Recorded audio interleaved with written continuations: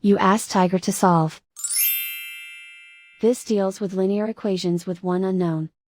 The final result is x equals 4. Let's solve it step by step. Swap sides. Isolate the x. Multiply both sides by 40. Group like terms.